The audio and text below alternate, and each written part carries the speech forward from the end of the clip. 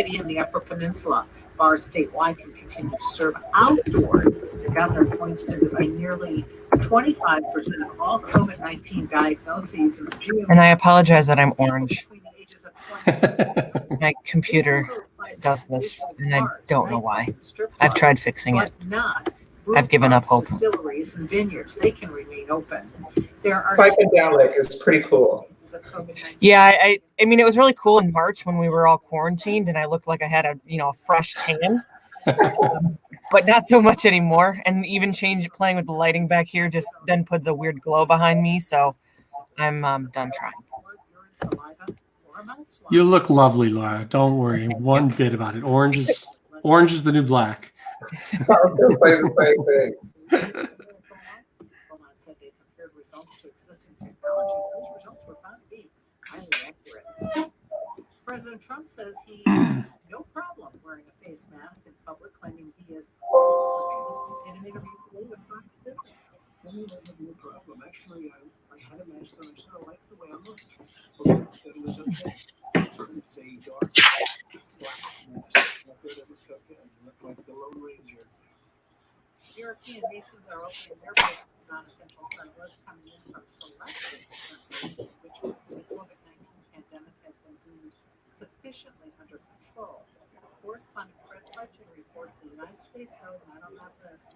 European Union easing of travel restrictions for foreign travelers is now gone into effect. However, Americans continue to be banned from entering the European Union's territory. Now, all of that, despite the fact that American travelers bring billions of dollars into the continent, our authorities here in the European Union believe that letting Americans in is a public health matter. Kevin, do you want me to give you time cues if possible, like 1 minute or? If you want, I mean, when it says if you have that out at 13, I should glance up and see the time. But Okay. You guys don't play music when the time's up, do you? Like the morning, like Paul W. Smith, the music comes on and I know it's time to stop talking. If you want music, I could ask Eric to do music. It's okay. It doesn't matter. Because we do that sometimes. Kevin, how do you like radio? I really like radio. I hadn't done it since college, and it's in TV. Everything's so timed. It's like you got a minute 30. You got 2 minutes. Here, each segment is 8 minutes. It feels like so much real estate. It's nice. That's good. That's good. Well, it's good to hear your voice. Thank you. You're welcome.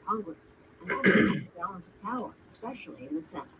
Brenda Jones, Washington. The Dow closed down 77 points today. The NASDAQ closed up 95. For WJR News, I'm Marie Osborne.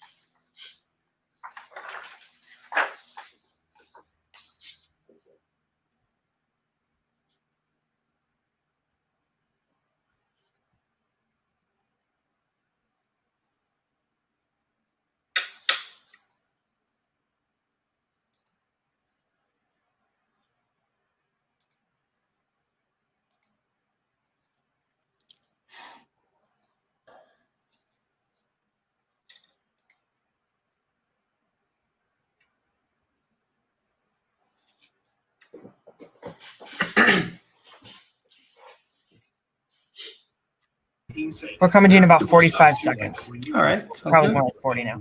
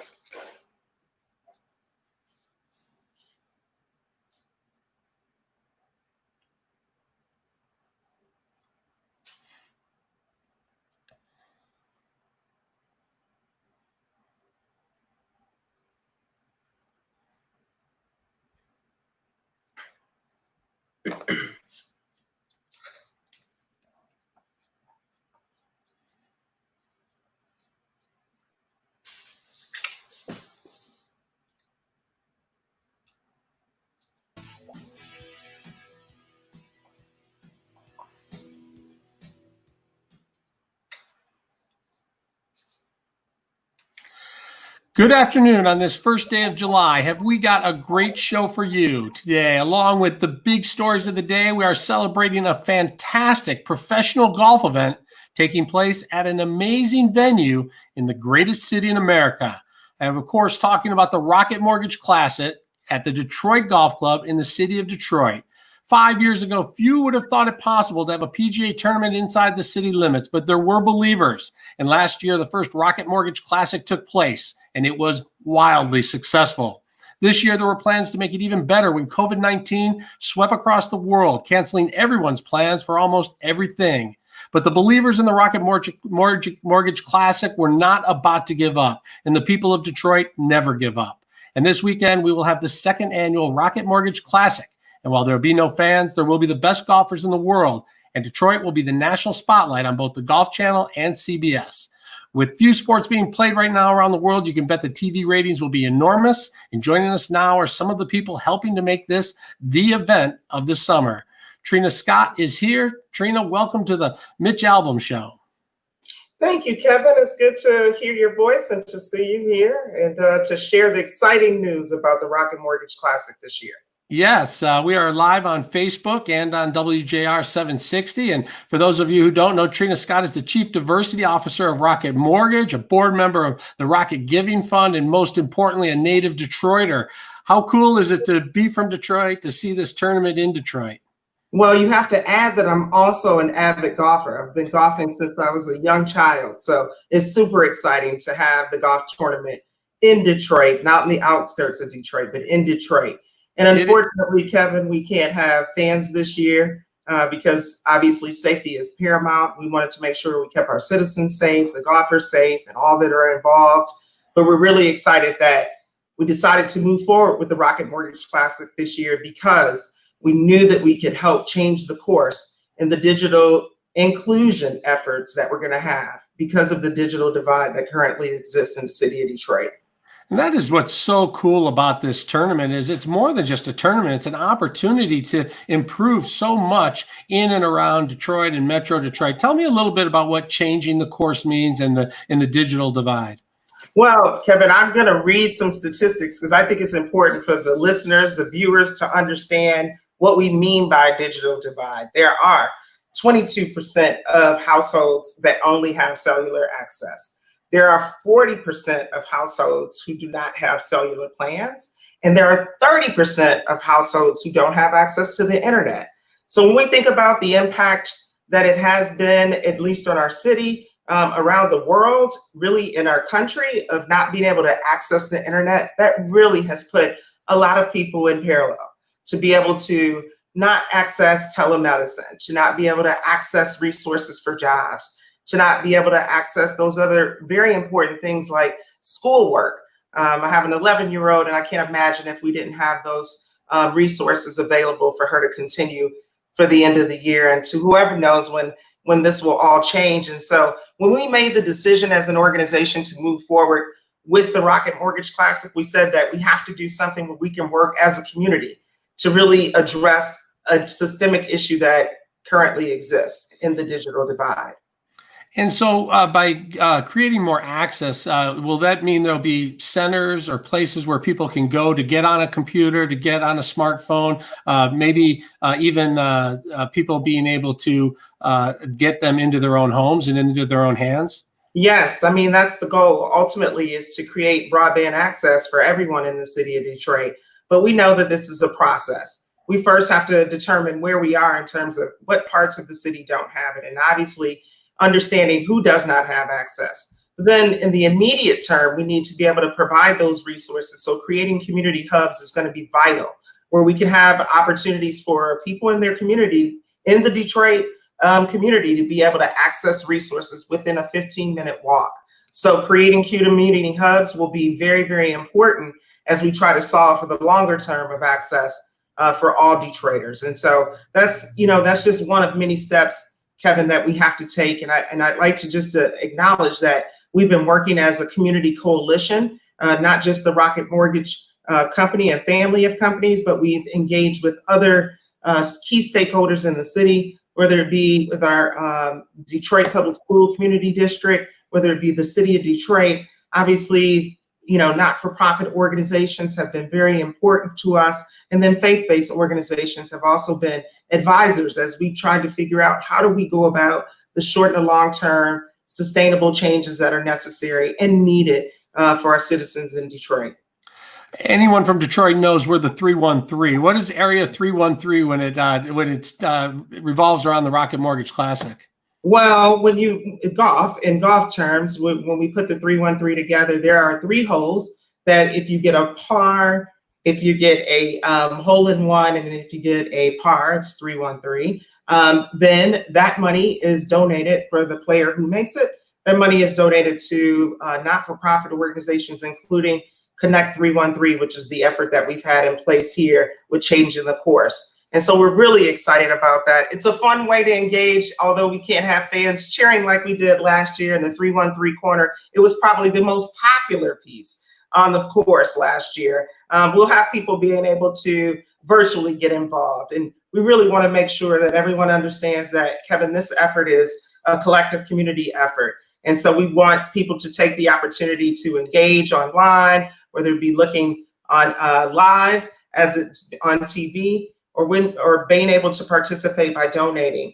We really want to take this opportunity to raise as much money as we can to address this issue that absolutely we want to make sure we eradicate. And how great is it that players are putting up their own money, that the business community is putting up their own money? People are really at this time when it's so difficult, people are really giving back. Yes. And it's amazing when we all band together and we work as a community. You can't do it alone. I'm sure everybody's heard, it takes a village, and it's truly taken a village for us to address this, and really taking our effort, again, not with the small coalition that I described, but really thinking about the broader efforts that we need to make. We think about the school children that have the initiative around receiving laptops. That's just one step. We want to make sure that all children, all families have access to the resources that they need. Obviously, having the computers is super important, but having the access to be able to go online. And obviously, digital literacy is also very, very important and vital as we continue to address the digital divide. All right, Trina Scott, the Diversity Officer of Rocket Mortgage, thanks for being on the Mitch Albom Show. We will see you next year at the event, and we'll be looking for you online and on TV. Maybe you'll pop in, but thanks for all you do, and thanks for being on the show. Thank you, Kevin, for having us. Take care. You bet. Let's check weather and traffic with Michael Stetz.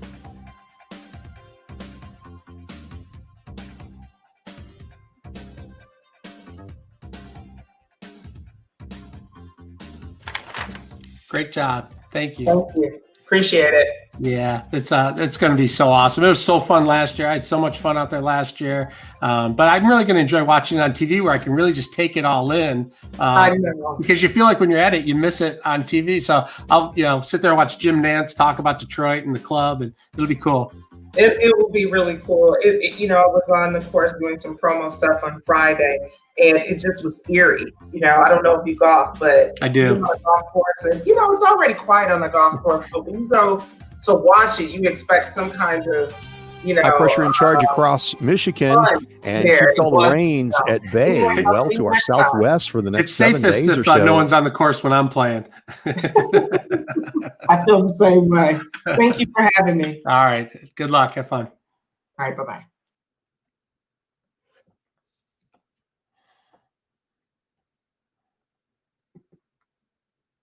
Let's get some of those DIY projects done around the house.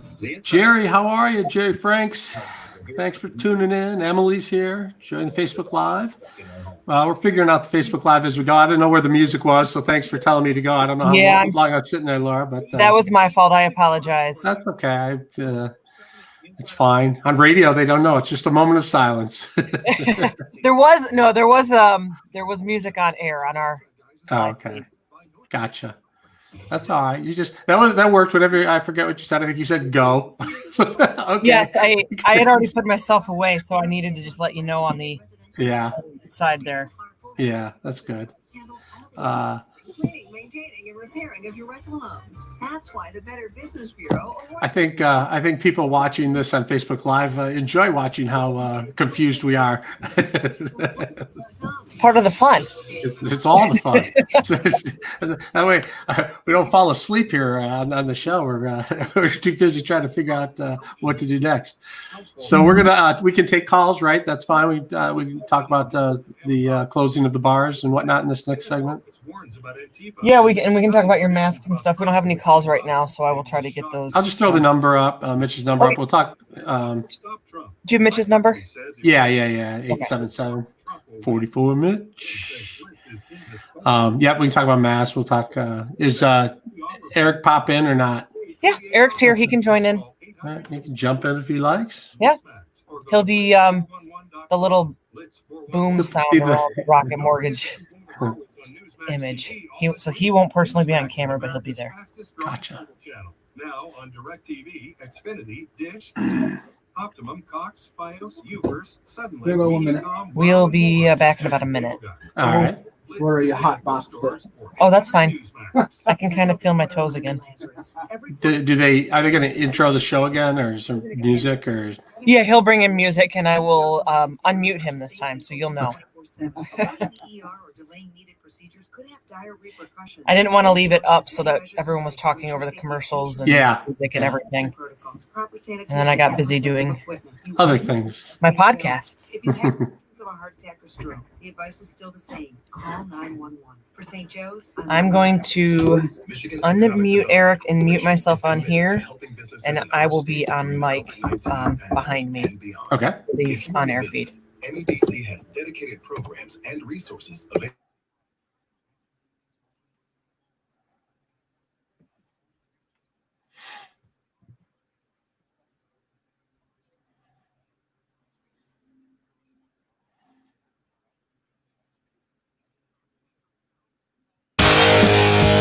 Welcome back to the Mitch Albom Show. Today's broadcast is presented by Quicken Loans and the Rocket Mortgage Classic, changing the course for Detroit.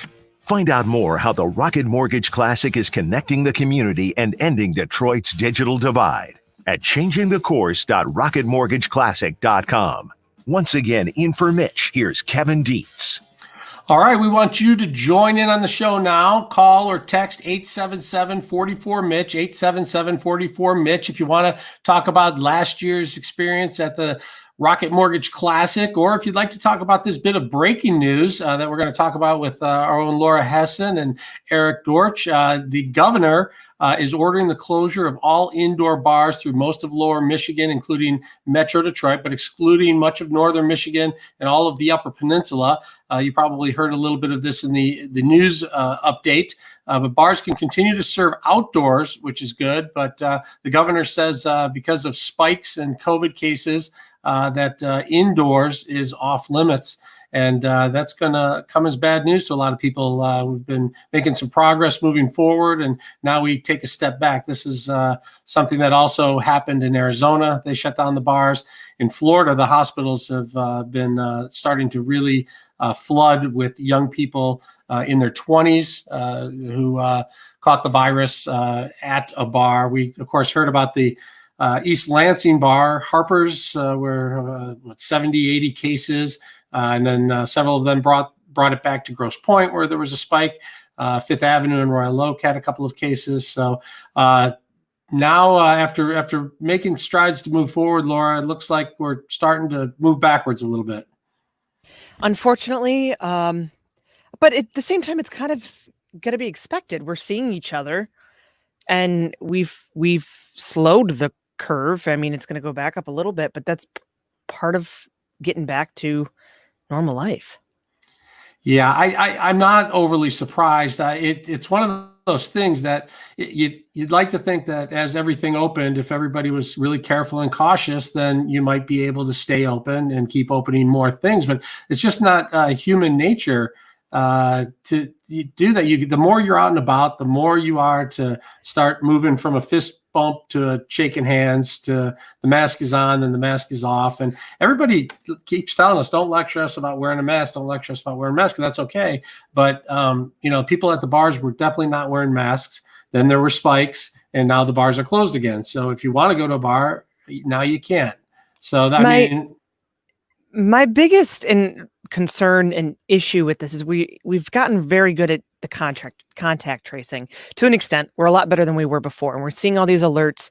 We know Harper's is a hot spot. We've seen the spots in Royal Oak. I know there were some in Ferndale, the Traverse City ones a couple weeks ago, but the one that happened in Royal Oak happened about 2 weeks ago. By the time they had that news out, it was late.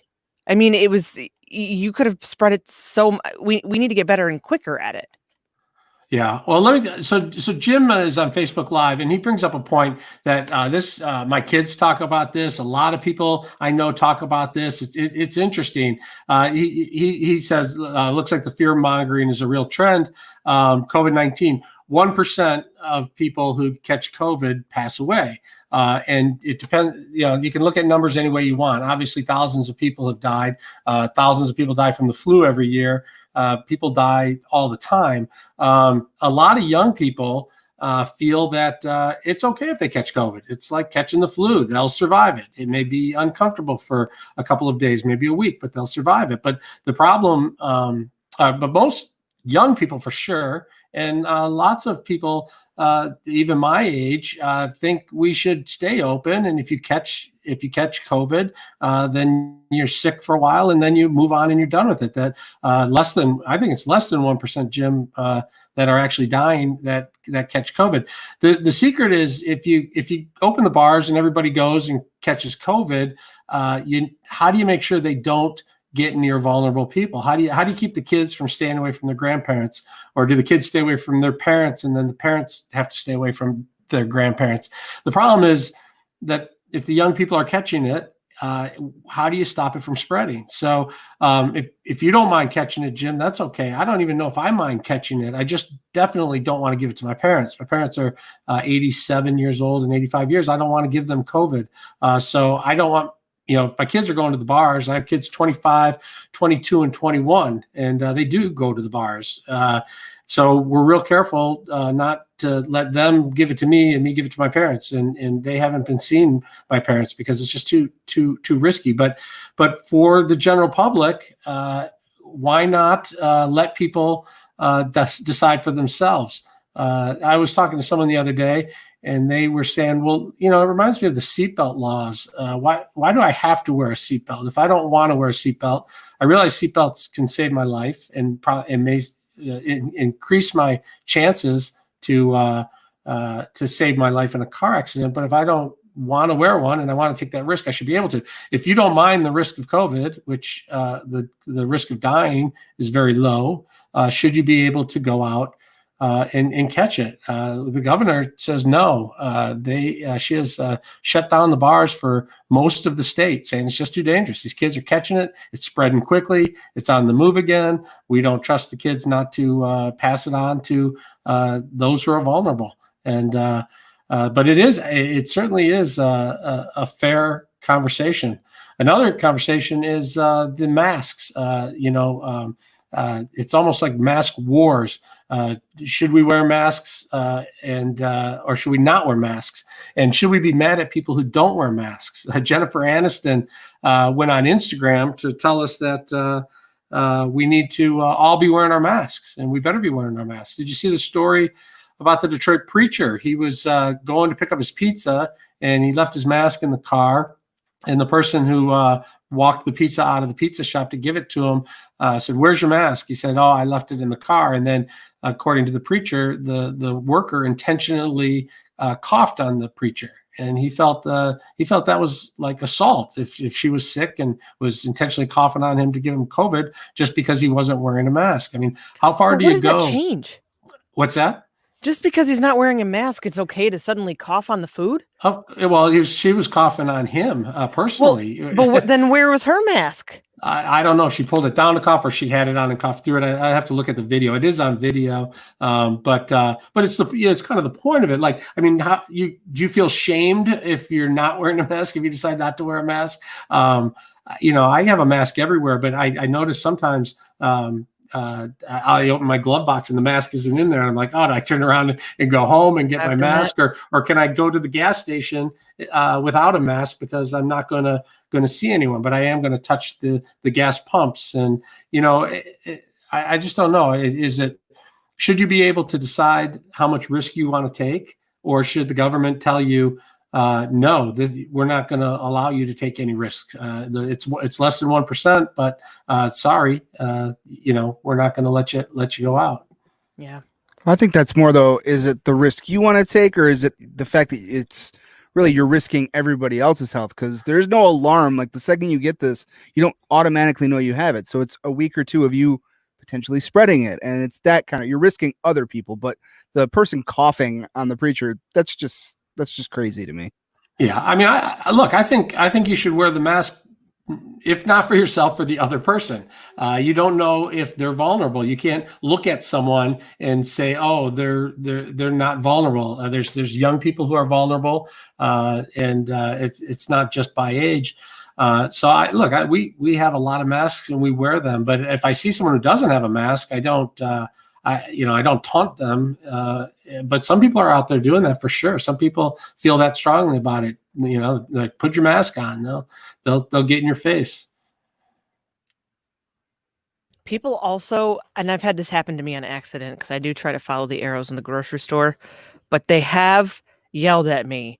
And the time that I did get yelled at was the time that I was in the middle aisle and I was like not needing to follow arrows. And I did feel bad because I didn't mean to. I got jumbled around. But she was like, well, I was trying just not to be the worker. I was trying to, make sure you're following it. But she clearly cared more than the workers cared. See, if I'm terrible about the arrows. If it wasn't for my wife, I would just go down every aisle the wrong way. It's horrible. I keep cutting in front of line to somebody because they're back at the arrow and it's in a lane and I don't see them, and like, the line's back here. Sorry. All right. More of the Mitch Albom show after this. Let's check in with Michael Stetson. Traffic.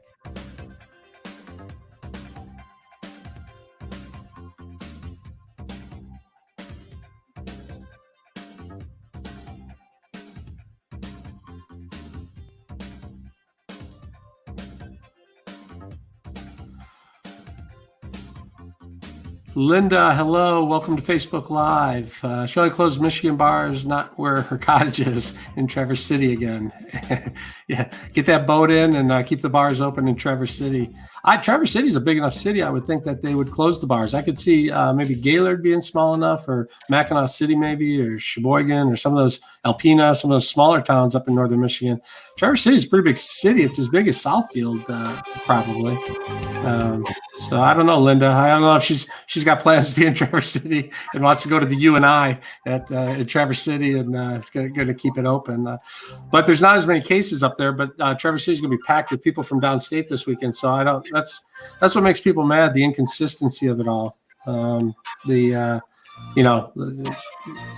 consistent. How is a bar less dangerous than a gym? Gyms can open up, but bars can. It's tough. People, my in-laws live up north, and they're like, nobody up here has it. Why are we shut down? Why are we crushing businesses up here when there's no cases up here? So there is definitely a lot to debate about this, and people, I guess they probably get mask fatigue or COVID fatigue, but it keeps changing every day. So it's hard not to talk about it.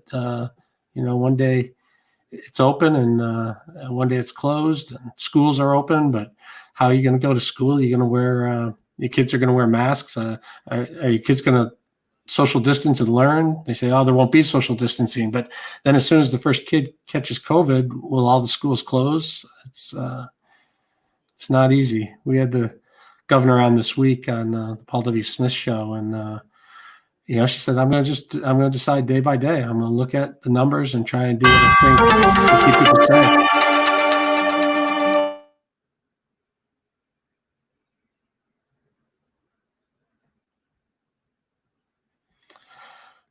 Greg and Warren, the comparison to masks and seatbelts doesn't hold up. All right. Although I wasn't. Kevin, all of these these guys here, sorry to interrupt you. These are callers. If we have time to get to them, we can get to them on. Oh, good. Chat. All right. I'm sorry. I didn't know what that was. I thought those were texters.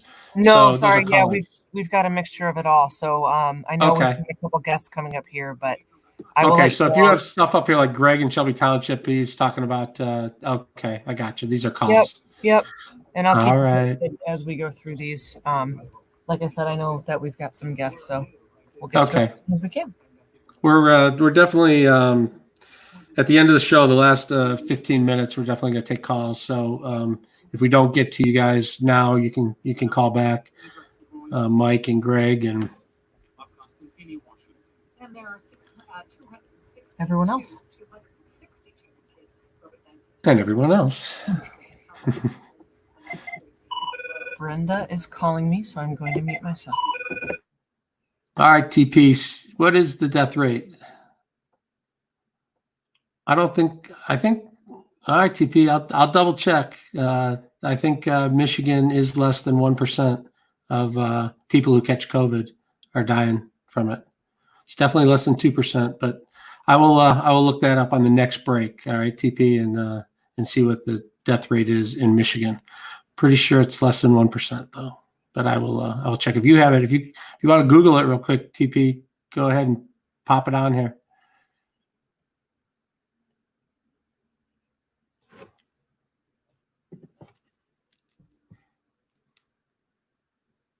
I think Bridge Magazine has the death rates posted every day. I'll see if I can find it for you.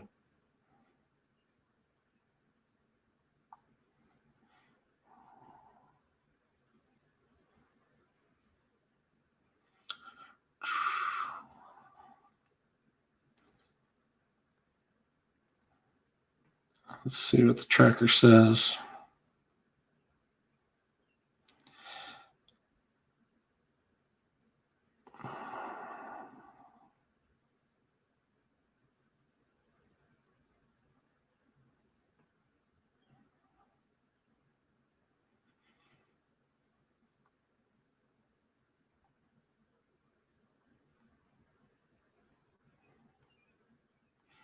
I'm going to have to do the math on it. 4 deaths reported Wednesday on 64,000 confirmed cases. I'm going to have to do the math for you.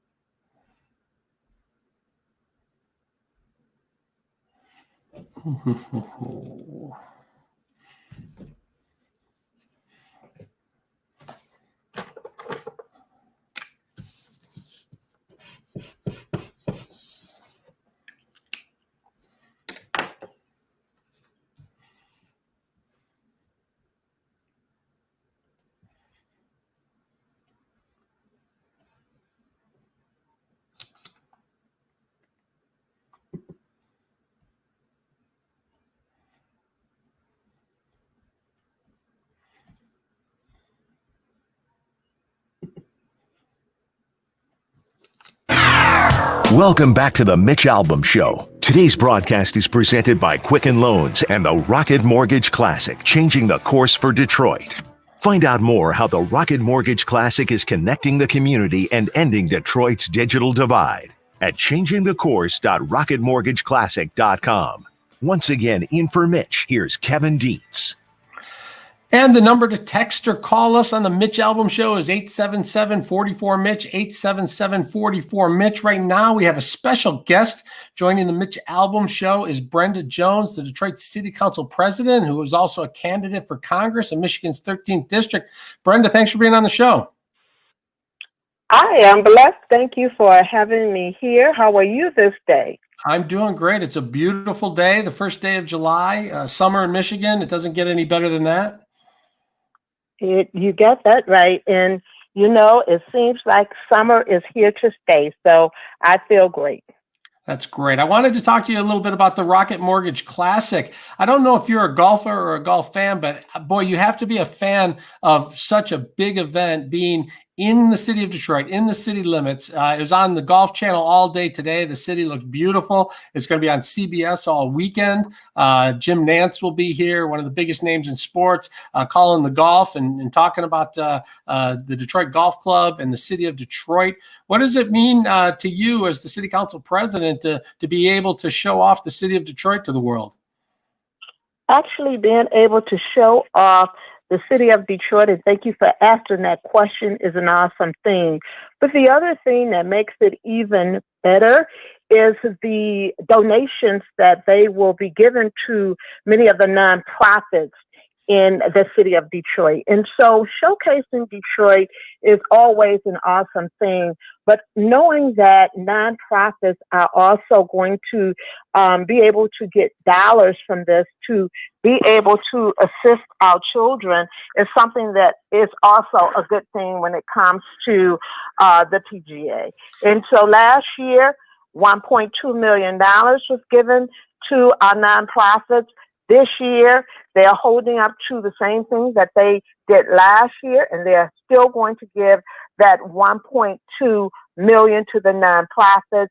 And this will help many organizations who are involved in learning and reaching and teaching the digital divide.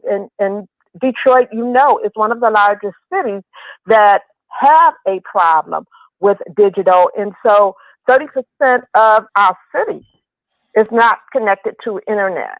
So this is going to help with our children. They're committed to building out tools and programs so our kids won't be left behind. And so that's a good thing. Yeah, it is fabulous. Over $1 million. That is fantastic. And not only that, but the attention that it brings to this digital divide, for people to understand for the first time how few people have access to the internet, how important the internet is to your kids' education. Just think about that, how important it is that in addition to what the golf tournament is doing, the Rocket Mortgage Classic, what other people can do and how it'll spread the love and get more and more people to help out. Yes, and it also, with the children being able to have computers in their home, and they also will be giving computers to the children, and most of them have already received them. Their parents also have an opportunity to use those computers and will have that internet as well. So if they're looking for a job, if they're doing grocery shopping, we know that people, due to the COVID, was doing grocery shopping, using the internet. And so that would definitely help the families out as well. If you were giving these pro golfers and their families, or all of these media people who are in town for this event, some ideas of things they could do while they're in Detroit, what are some of the places you'd say don't miss out on this? Don't miss out on coming downtown to see the beautiful downtown, to go to the Riverwalk, to see, although people are having a problem with COVID-19, people are still walking on the Riverwalk. And so I would tell them to come downtown and see what's going on downtown. Check out Midtown and go into the communities. I would tell them they're not that far from what many call the Avenue of Fashion, and where I grew up on Livernois in 7 Mile, between 7 Mile and the 8 Mile area, that they have rebuilt that area up tremendously. And so I would tell them to also go into the neighborhoods, not just downtown, midtown, but also go into the neighborhoods and see the community as well. That's awesome advice. I love that. So, as city council president, I know this has been a challenging year. What have some of the biggest hurdles been because of the COVID crisis and just really trying to keep your citizens healthy and alive? So, I always say our citizens need hope, and they need hope for tomorrow, hope for our future, hope for the children. And so one of the things that I've been doing, and you're seeing trying to keep the citizens alive, is as I am out and about, one of the things I see is some of our citizens do not have masks on. And so as I'm out and about, I am giving them a mask. If they don't have a mask, I'm saying, would you like a mask? And there's so many who don't have access to a mask, and so they're happy to get that mask. And not only that, I have joined in with others to give them produce boxes, 25-pound boxes of produce. And so many of our Detroit areas, many of the Highland Park areas, even branching out to Ecorse in Westland and other areas, just because we know people want to stay healthy. I also bridged and worked with our veterans, in partnership with our veterans, giving them boxes of canned goods. And so, we have to make sure our people are staying healthy. They do have food to eat. I was talking to the governor this week, and she said that this COVID has just been a real budget buster for the city of Detroit. It's city council who decides where the money is spent. Are you guys going to have to make some tough decisions? Most definitely, we are making some tough decisions on what's going on with where the money is being spent. We just had to make a decision not too long ago to not put the dollars that we normally put into our extra dollars for our pension savings to help with the COVID-19 and to help funding for that. So definitely tough decisions are being made every day, but we want to ensure that our citizens are staying as safe as they can stay, and that we're doing everything we can in the city of Detroit to assist with our seniors, with our homeless, and with the complete neighborhood services piece. You're running for Congress in the 13th district against Rashida Tlaib, who many know from the reference The Squad. She is one of the bigger names in Washington. How are you going to win? What are you going to do for the people that she's not doing? Well, so let me just say this, and thank you so much for that question. So you said The Squad. I'm not running against The Squad. That seat comes open every 2 years.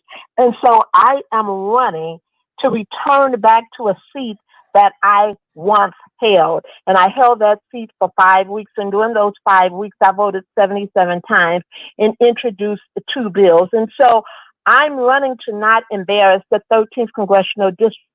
I'm running to help the people in the 13th Congressional District. It's not important to me to be a rock fan or to get all of the attention. What's important to me is to ensure that my experience goes to Congress, that my leadership powers go to Congress, that my coalition building go to Congress, and that I'm used to working with people that I don't always agree with.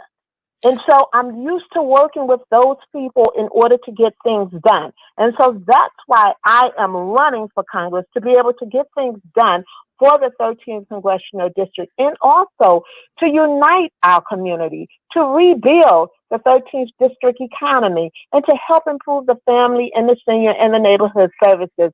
Those are the things that are important to me, and that's why I am running to return back to Congress, a seat that I once held.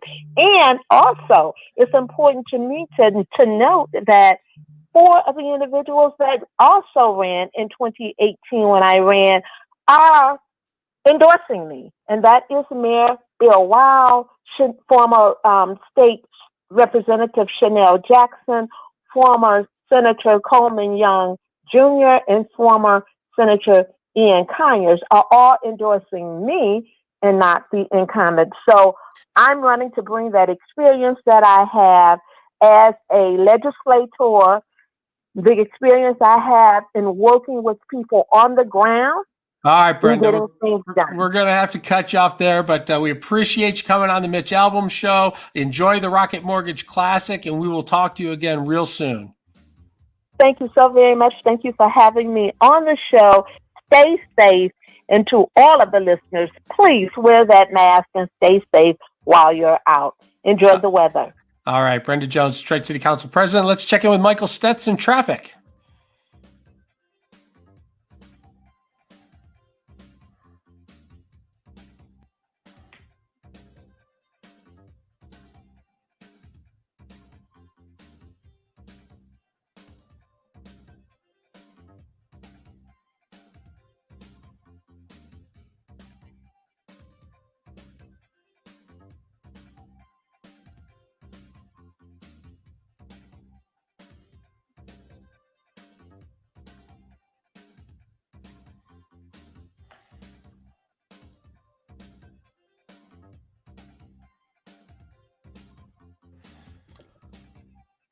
All right.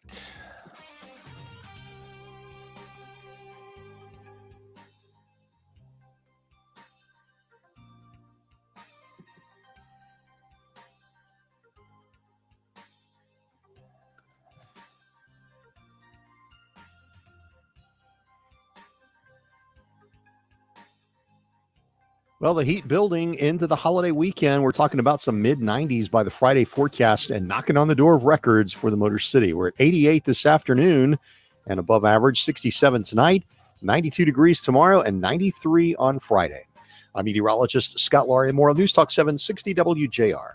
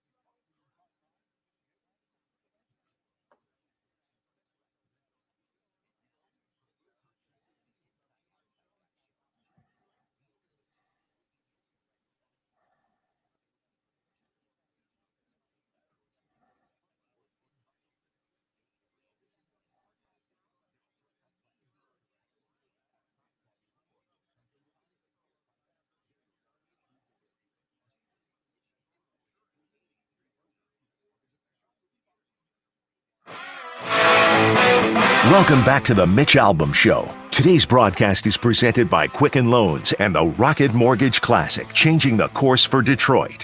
Find out more how the Rocket Mortgage Classic is connecting the community and ending Detroit's digital divide at changingthecourse.rocketmortgageclassic.com. Once again, in for Mitch, here's Kevin Dietz. If you've never been to the Detroit Golf Club, you got to stop by. It's one of the oldest clubs in America. When it first opened, there were more people driving carriages, buggies with horse-powered, real horses, than there were cars on the roads. It originally had 6 holes. It now has 2 18-hole courses. It is a fabulous place to visit and a fabulous place to play golf. And not many people ever would have thought that it could have a major tournament like the Rocket Mortgage Classic. But one of the people who believed early on is on the line right now, Todd Flood, who's a member at Detroit Golf Club, a former president, and one of the people who worked to bring a major PGA tournament into the city limits of Detroit. Todd, thanks for being on the Mitch Albom Show. Kevin, thank you very much. It's not a major, but it's major to us. It's major to us. I think it's major. It's major to us. Yeah. No, but yeah, thank you for having me on. It's exciting stuff. It's great stuff for the city of Detroit. So we're happy to be partners with Quicken and with PGA. It's an amazing thing for the city and a dream come true, especially right now during the COVID time and the pandemic. Golf is our sport right now around the country because we don't have anything else going on. What makes Detroit Golf Club so great? Detroit Golf Club, besides its history and heritage, it's really an eclectic group. If you come into Detroit at the golf club, we are just a beautiful group of people. It's very eclectic, representative of so many different groups and people, and a lot of camaraderie and sorority and fraternity have meaning at Detroit Golf Club. It's just a wonderful place to be. The people make the club. And the history, obviously, we have just amazing stories that date back to the late 1800s. So just a wonderful place to be, and where friendships and kids get to play golf and friendships grow over time. So from that standpoint, Detroit Golf Club is just a beautiful little mecca spot here in the city of Detroit. I think I saw you last year at the Rocket Mortgage Classic. It was so awesome to see all the people and to see these the best golfers in the world on a course that you get to play. Some would say they beat it up pretty good. The scores were low. I thought that was fun. I thought that was really neat to see guys try and drive a green on a par 4. Tell us a little bit about the course. What are your favorite holes? Well, you mentioned something, so that's very important.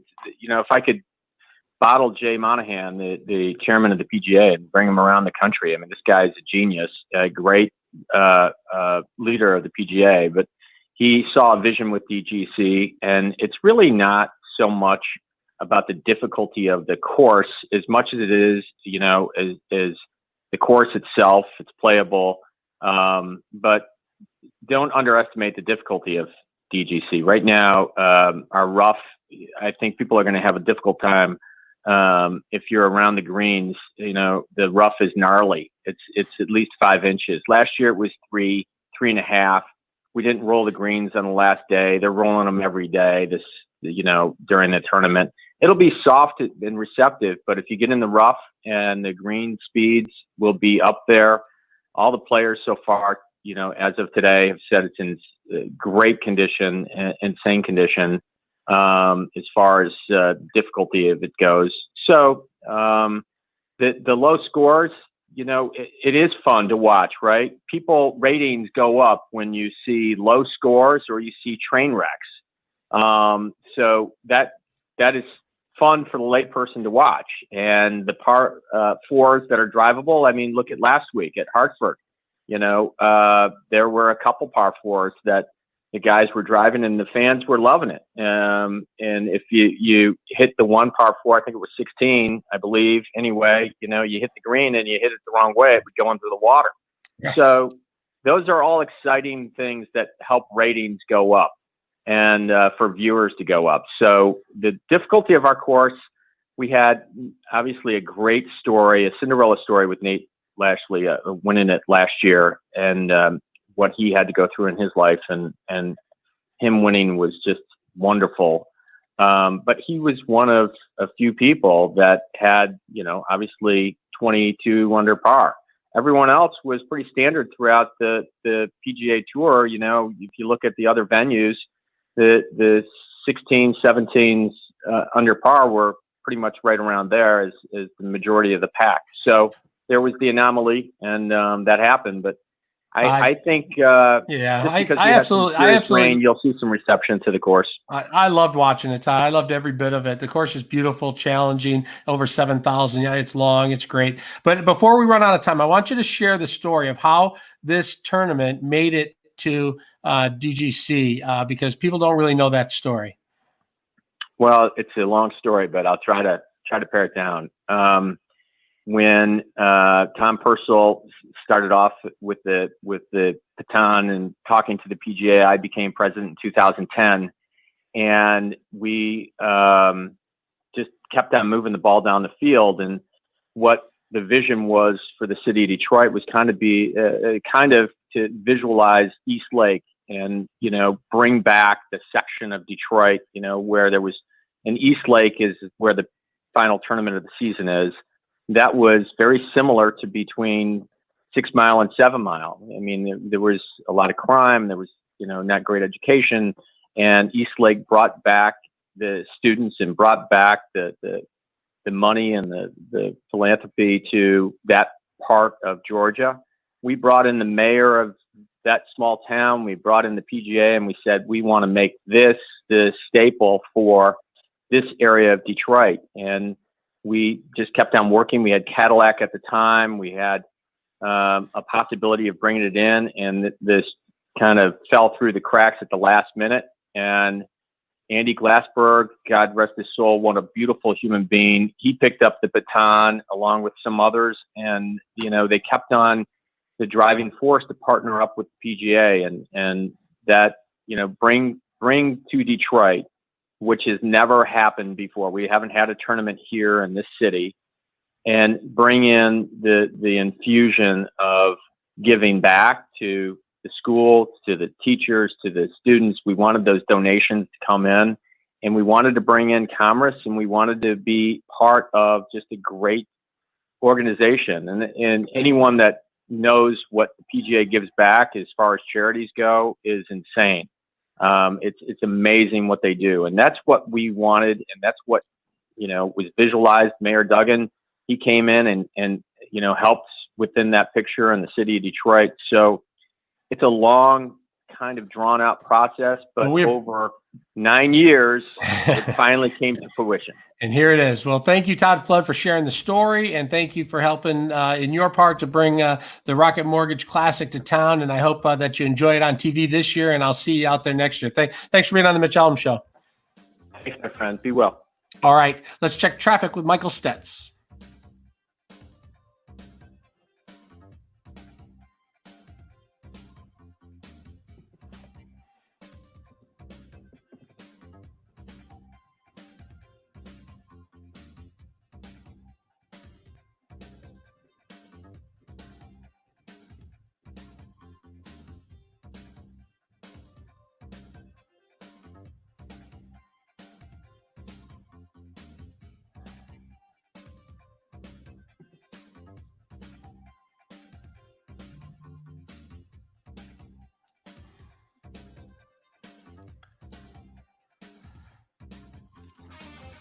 Emily, watching and listening from Hawaii. My shirt is from Hawaii.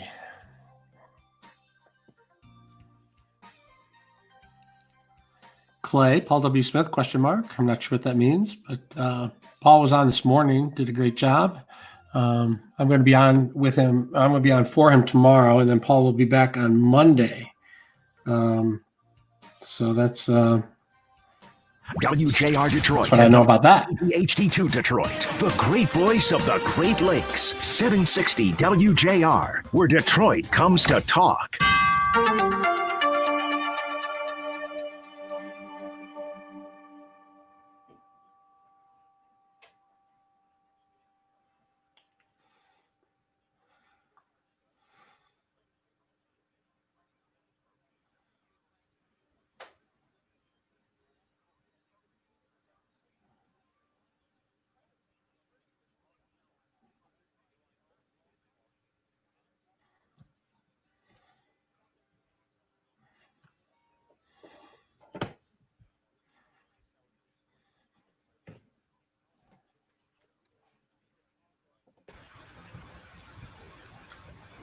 Hi, Laura. How are you? I'm good. How are you?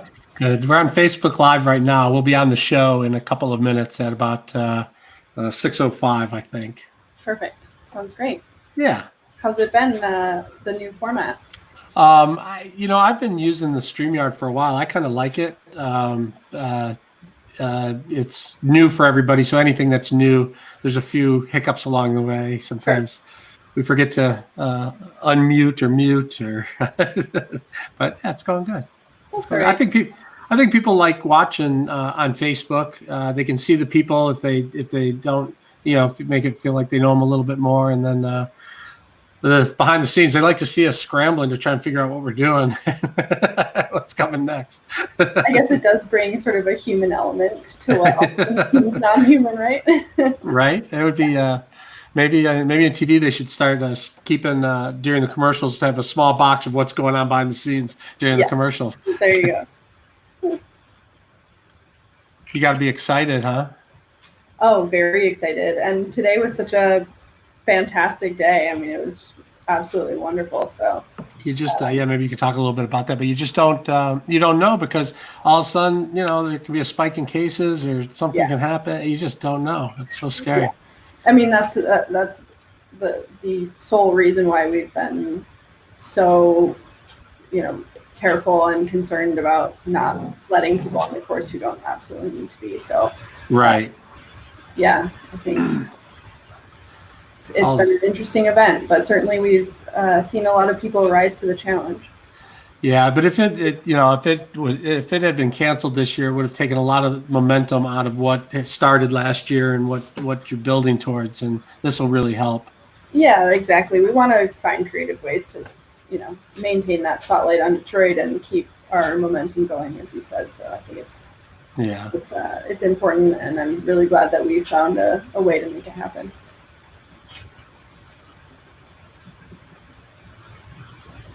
So what's been the most interesting part of working in this new setup? Is there anything that was unexpected for you? No, it's fine. I think it's fun when some people who are watching think that we're like live on the radio all the time or something, and they're like, or they'll text like, we can still hear you, like we can still see you. It's like, we know we know you can see us. We're just doing it because something will go wrong. Like say your feed didn't come in or something, you weren't there. The producer would be on saying, what are we gonna do? I say, I don't know. Let's do this or Sure. But when everything's nice and smooth like this, it's no problem. We just hang out. Yeah, just hanging out. That's right.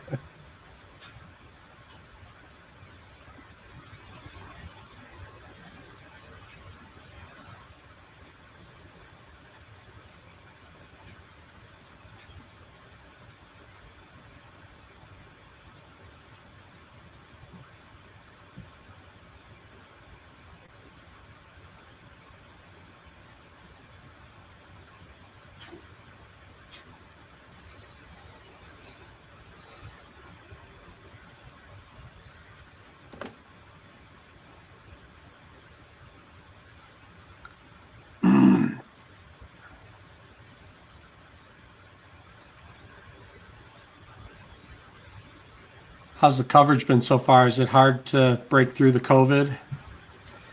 I think it's uplifting maybe to see something that's helpful to the community and a positive story in a time that's been certainly difficult stories all around. So I would say it's been pretty good coverage, and hopefully we'll see what happens the rest of the week, but hopefully lots of people tune in, and really it helps people's psychological mindset to kind of be able to watch something else. Yeah, it's kind of neat because the golf is one thing, but really the lasting stories are about all the people. This that is Mitch Albom on News Talk 760 WJR. Yeah. Today's broadcast is presented by Quicken Loans and the Rocket Mortgage Classic, changing the course for Detroit. Find out more how the Rocket Mortgage Classic is connecting the community and ending Detroit's digital divide at changingthecourse.rocketmortgageclassic.com. Sitting in for Mitch Albom is Kevin Dietz.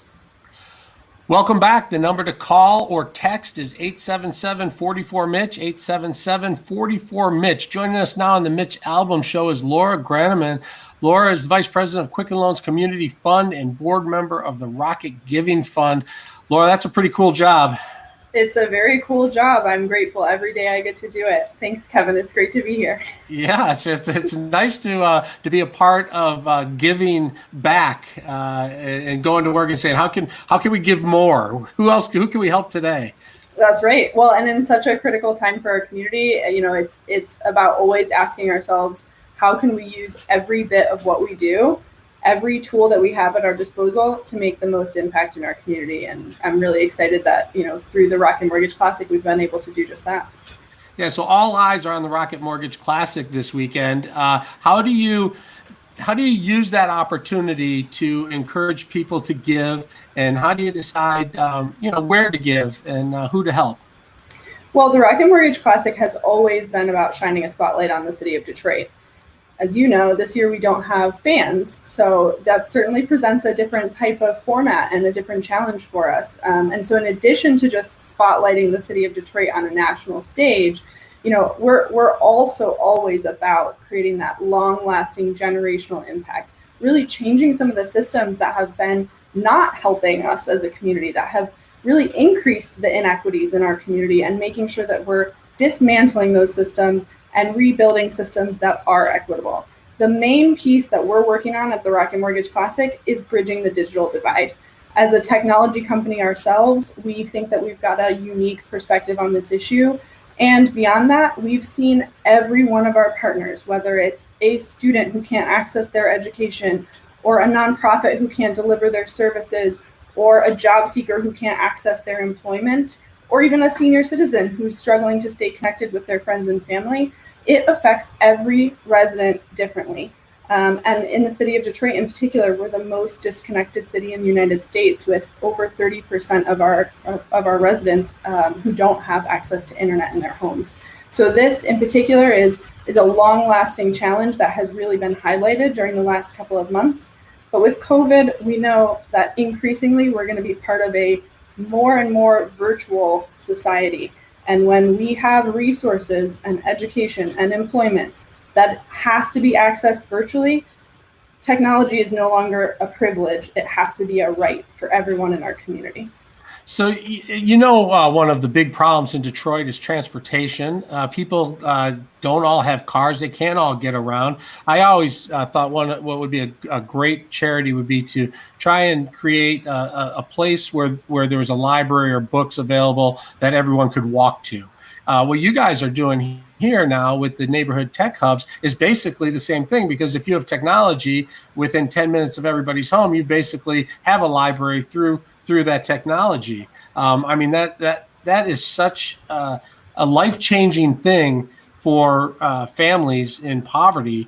You think about the number of people who can't read and who need to learn to read, and this suddenly has access to the internet. Yeah, we're proud that already at the Rocket Mortgage Classic, we've been able to work with the city of Detroit and several other partners across the community to be able to launch something called the Connect 313 Fund. And that fund, as you're referencing, is going to start with a couple of things. The first thing is we've got to do some big data collection around this issue.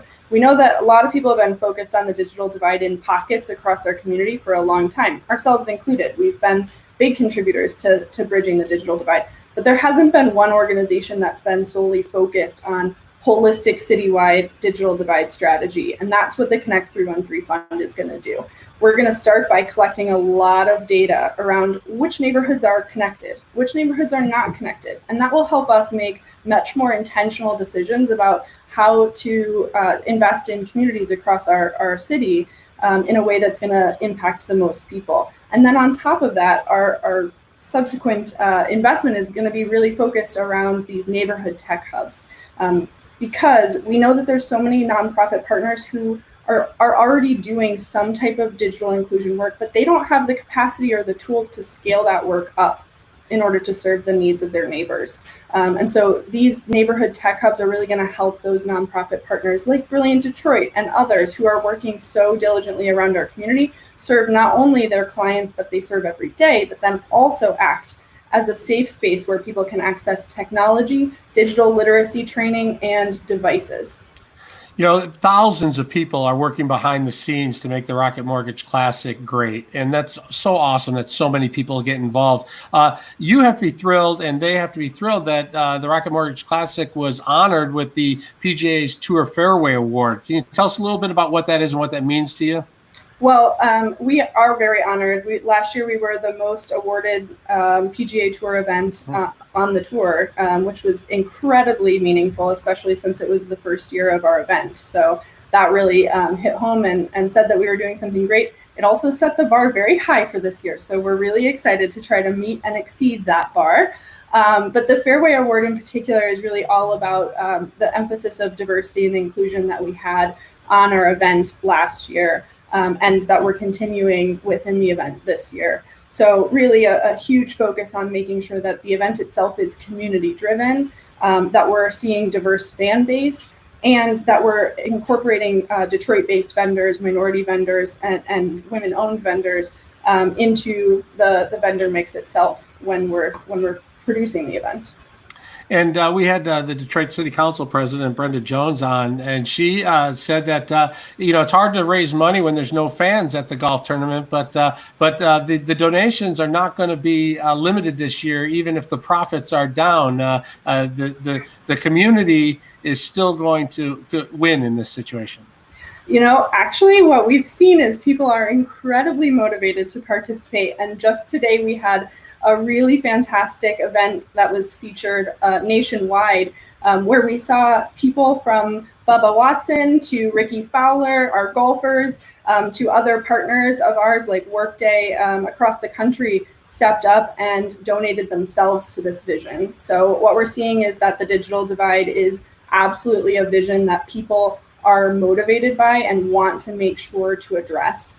And just today, in fact, we've been able to raise $500,000, and the company, the Rocket Mortgage, my team has agreed to match that. So we now have raised $1 million just today. So we're incredibly motivated by that and excited to continue the momentum throughout the week. Wow, that's great. And with the Tech Hub 10 minutes away from every home, for the people who don't have cars, maybe we can get some of those Rocket Mortgage Classic bicycles into the neighborhoods, let kids and parents ride up to the Tech Hubs and access those. And it's just going to be a win-win. We thank you for everything you're doing. It's so important for the community. And I'm so glad that you get to have it this year when so many other things were canceled. Thank you so much for being on the Mitch Albom Show today. Thanks, Kevin. I appreciate the time. All right, Laura, let's check in with traffic and Michael Stetz.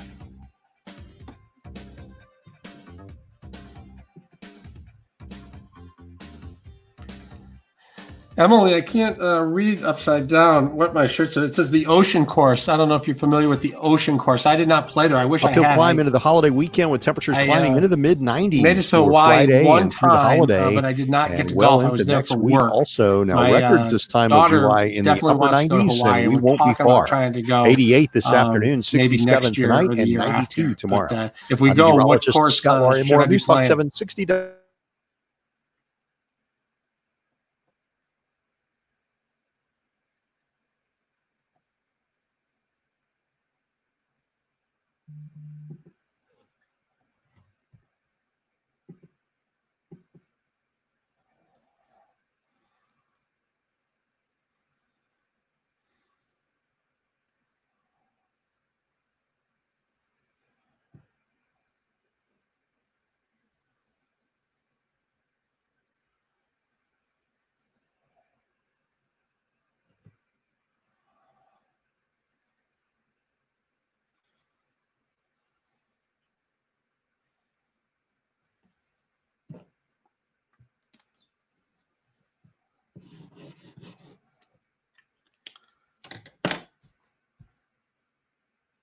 Any word for Benny yet, Laura? No, he has not called in yet, but I will let you know when he does. You'll actually probably hear it behind me. Any day since the crash of '87. I'm Rick Albom. Unlike past market crashes, though, this crisis is easy to explain. There he is. I think. And we know that when medical science delivers a solution, Mitch Albom Show. life will return to normal. And stock.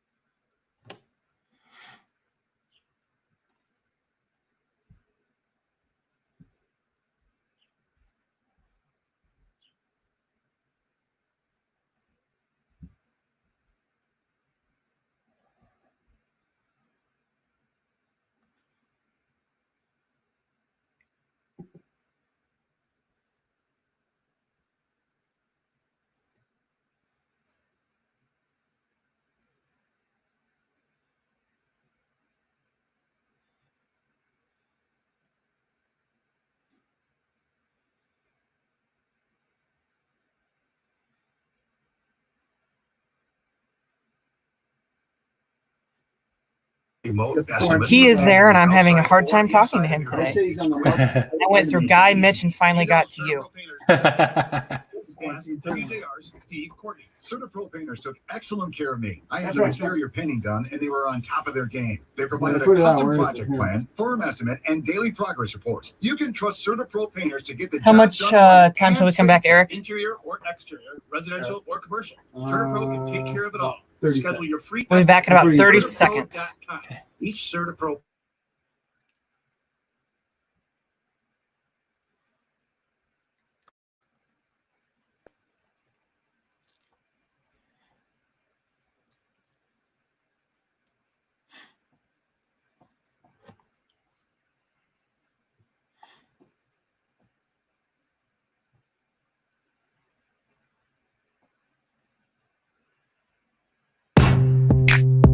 Welcome back to the Mitch Albom Show. Today's broadcast is presented by Quicken Loans and the Rocket Mortgage Classic, changing the course for Detroit. Find out more how the Rocket Mortgage Classic is connecting the community and ending Detroit's digital divide at changingthecourse.rocketmortgageclassic.com. Once again, in for Mitch, here's Kevin Dietz. It's 6:18 on this first day of July 2020, and joining us on the line now is a special guest, Wayne County Sheriff Benny Napoleon. How are you, Sheriff? I am doing great, Kevin. How are you? It's good to talk to you, my friend. I know. It's good to talk to you as well. We've been talking about a lot about the Rocket Mortgage Classic today, and I've known you for 25 years, maybe a little more. I don't know. Are you a golf fan? Kevin, it's probably close to 30. Is it 30? I didn't want to age myself that much. I was trying to be kind. Are you a golfer or a golf fan? You, Kevin, it was 33 years. We met in 1987. All right, 33 years. That's when Nancy Kerrigan took a pipe to the knee. Yeah. So you asked me, am I a golf fan? I absolutely am. Okay. Did you make it out to the Rocket Mortgage Classic last year or not? I made it out. It was so great to see all those people and all those golfers in the city of Detroit. I was there thanks to some generosity of some very dear friends. I happened to have a pass to go out for Thursday, Friday, Saturday, and Sunday. So I was there every day. Did you ever think that you would see that in the city limits? It's so great. It's such a natural. DGC is a fantastic place for a tournament. And, man, they just pulled it off like they've been doing it forever. It was phenomenal. The Detroit Golf Club did a great job. The venue was gorgeous. The hospitality was great. It was just a good thing for the city of Detroit to see how things are shaping up. It's not perfect, but it's definitely getting better.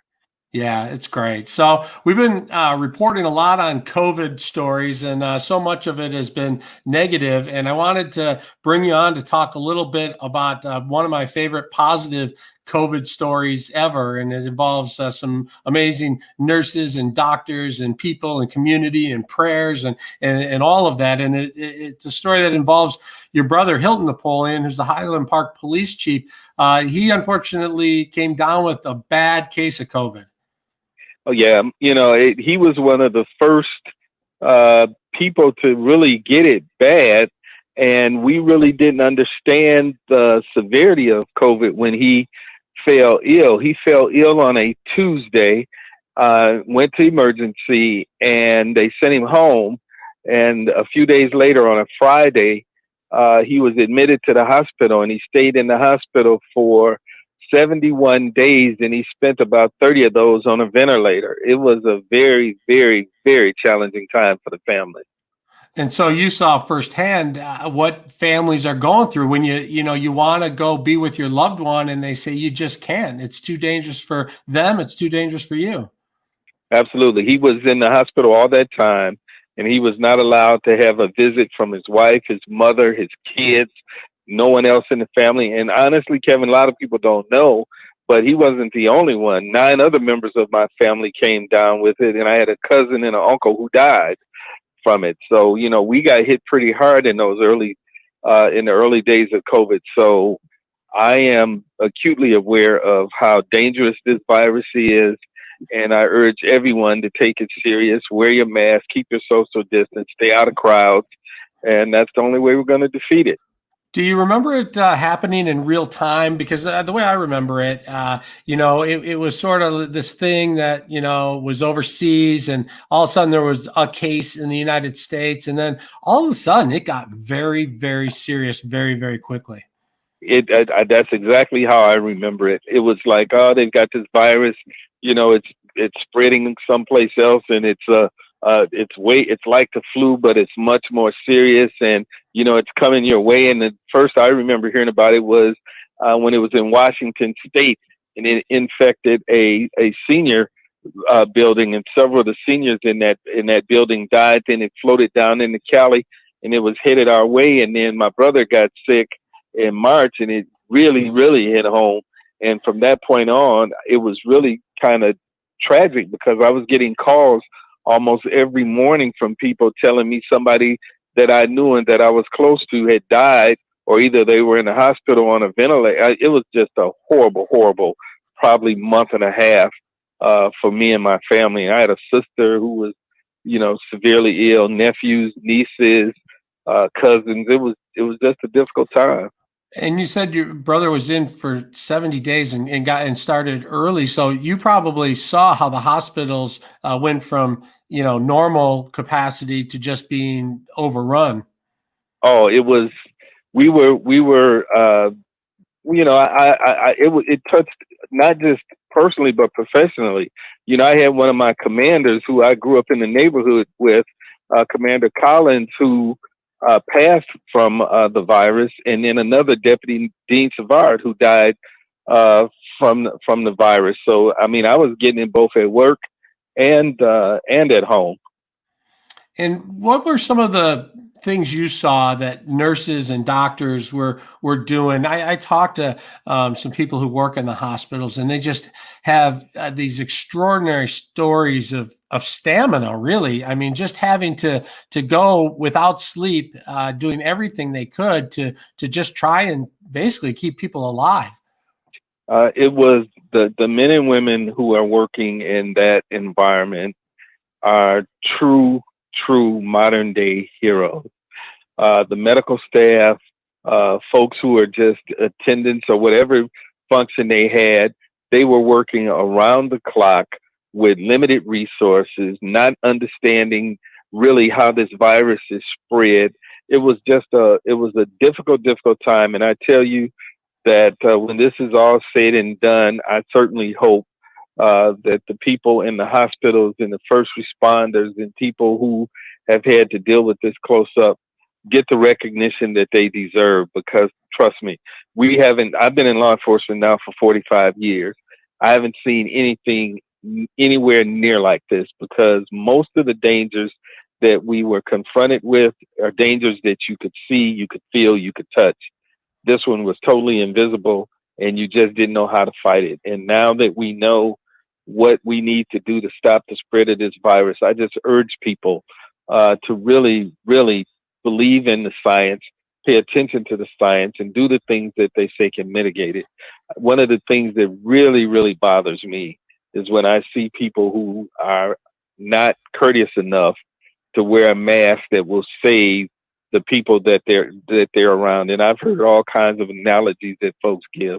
But if you're running around without a mask on, maybe asymptomatic, you're basically saying, I don't care anything about the people that I love or the people that I come in contact with, because you're potentially out there killing folks.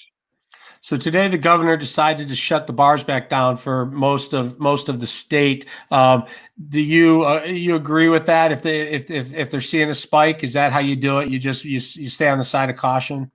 Oh, absolutely. And I had the fortunate opportunity to talk to the governor and people from her staff with some frequency, and I've expressed my support. Look, nobody wants our economy to go bad. I get all of that. But, you know, when you've been hit the way that my family's been hit by this, I understand and appreciate and support the governor and everything that she has done. And it's like a difficult decision. People can sit back and say she shouldn't. But she's responsible for the health, safety, and welfare of all of the citizens of this state. And I think that she takes that very seriously. I know in my conversations with her that she's very thoughtful about it. She's listening to the science, and she's doing what I believe, supporting her, that's in the best interest for the overall health of this state. And unfortunately, there are people who don't believe this is serious. They haven't experienced the things that I've gone through and seen firsthand. And, you know, I think she's doing a phenomenal job. Well, I'm a big fan of your brother Hilton Napoleon. Will you please give him my best when you talk to him, and hopefully I'll get a chance to talk to him soon. I am going to make sure that he does that, Kevin. I'm going to give him your number, and so you guys can arrange something. He's still right now in rehab and, you know, trying to get his strength back and stuff, but he's still with us, thank God, and he is advancing and getting better at a quicker rate than most people have thought that he could. So he's strong enough to talk to you, but, you know, people around want him to take a little more time to get some rest and build his strength up. Absolutely. And thank God that he's doing as well as he is. Thanks for being on the show. Always, Kevin. It's always a pleasure to talk to you, my friend. All right, let's check in with Michael Stetz in traffic.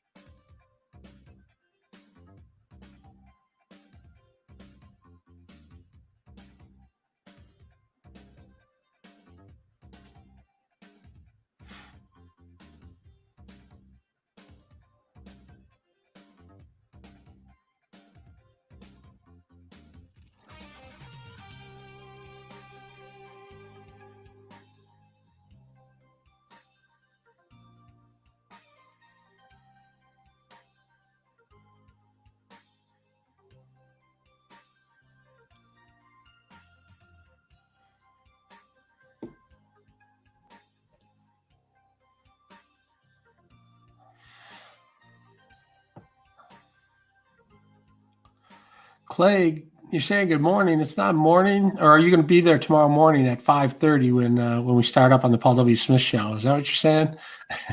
I can't tell if it's morning or night, but we will check on that. TP, I'm going to check this website out and check on this rate. 9.3 death rate in Michigan as of 7/1/20. That's a massive number. I'm definitely going to check this out.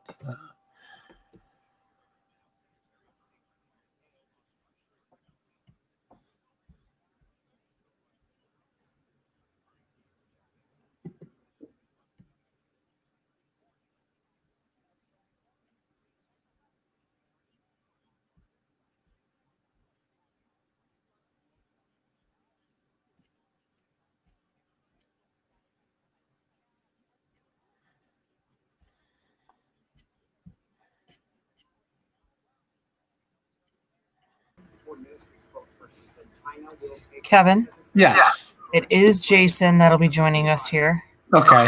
and he should be joining via StreamYard, I would think, momentarily. All right. And he is the executive director. 62 new cases of Yes. COVID-19 in Michigan, 4 new deaths. Health officials say this is the 9th straight day the number of cases is topped. Governor Whitmer signed an executive order today closing indoor service at bars throughout most of the state due to an uptick in the COVID-19 cases. The order applies to all regions except Traverse City and the Upper Peninsula. Bars statewide can continue to serve outdoors. President Trump says he would have no problem wearing a face mask in public, claiming he's all for face masks. This was an interview on Fox News. I mean, I'd have no problem. Actually, I had a mask on. I sort of liked the way I looked. Okay, I thought it was okay. It was a dark black mask, and I thought it looked okay. It looked like the Lone Ranger. The winner of the first Rocket Mortgage Classic is happy to be back in Detroit to defend his title. Nate Lashley was an unknown on the Pro Golf Tour before he won last year's tournament.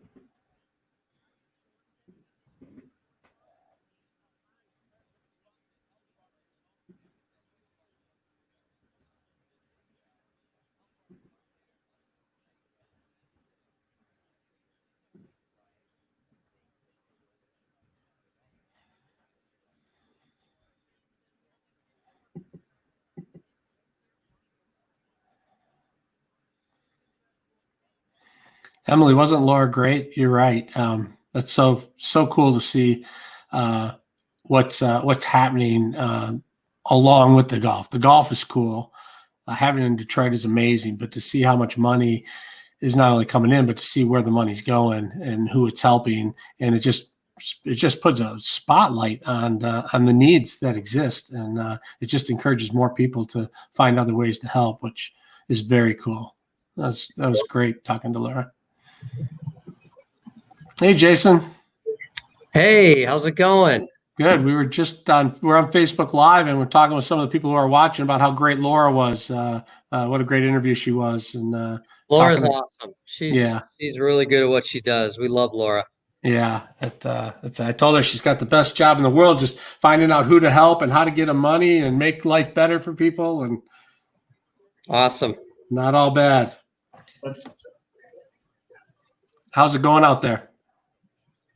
It's going well. Sorry, I need to hit. Do I have a second to hit this real quick? Yeah. Okay, thank you.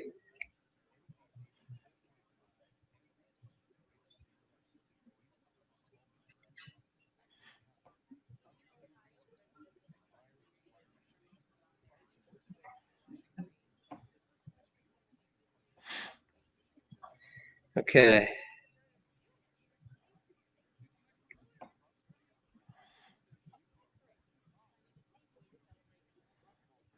All right.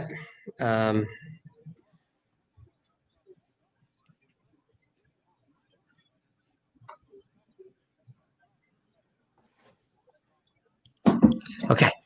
All right. We're coming up in just a few seconds. So. Okay.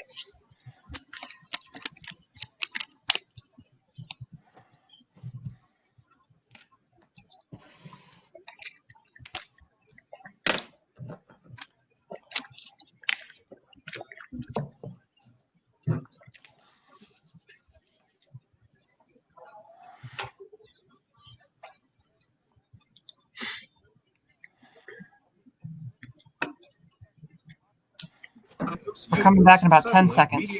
Okay.